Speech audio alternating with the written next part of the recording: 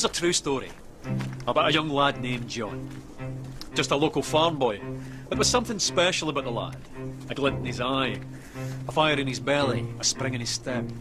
And one day, he went for a walk. Now this walk began when his father died. The year was 1819, and he was just 14 years old. Bereavement counselling. Well, these were the days when young boys were sent into the fields, the mills, the mines, tough times.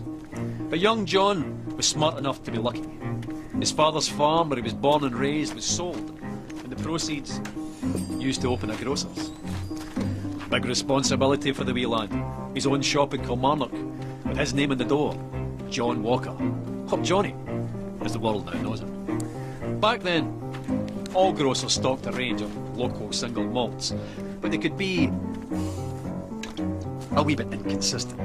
For John, that wasn't good enough. He began blending different malts together as a way of offering his customers a consistent, unique product.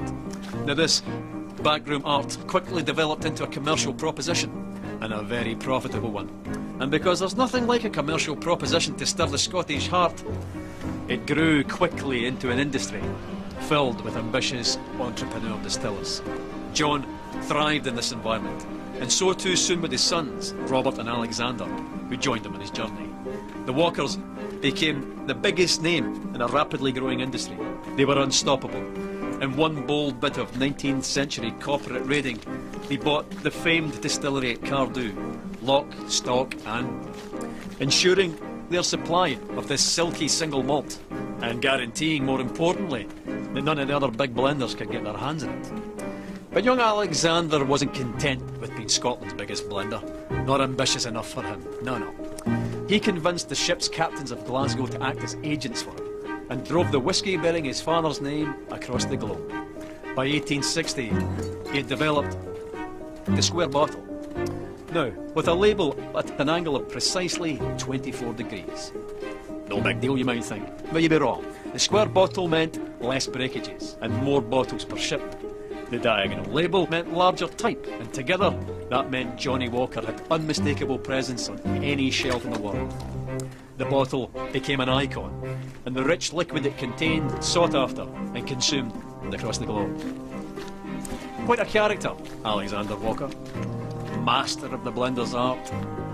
Ambitious, uncompromising, Mr. Walker. It was John's grandsons, George and Alexander II's turn to join him on his journey. They led the brand into the 20th century. By 1909, they had developed the iconic red label and black label, and persuaded Tom Brown, the best young illustrator of the day, to sketch a striding man in a napkin during a business lunch.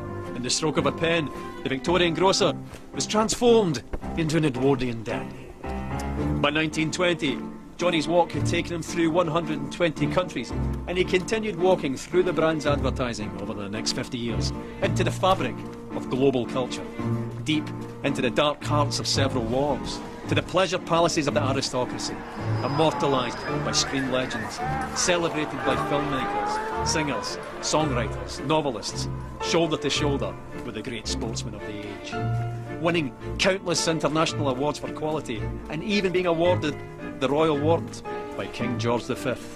No going back after that. Not that going back would even have occurred to Johnnie, or any of his family. By the end of the 20th century, the familiar red label and black label were joined by the green label, the gold label, and the grandest of them all, Johnnie Walker Blue Label. By the beginning of the 21st century, Johnnie Walker wasn't just the world's biggest whisky brand, but an international symbol of progress. The brand's keep walking mantra, adopted by pro-democracy protesters and parliamentary speechwriters. What would the farm-born Victorian grocer have thought of all of this? He'd have loved it. A Victorian farm-born grocer he might have been, but he and the family that followed him were possessed by a fiery ambition with the skill and intelligence to match. 200 years later, and Johnnie Walker's still walking, and he's not showing any signs of stopping.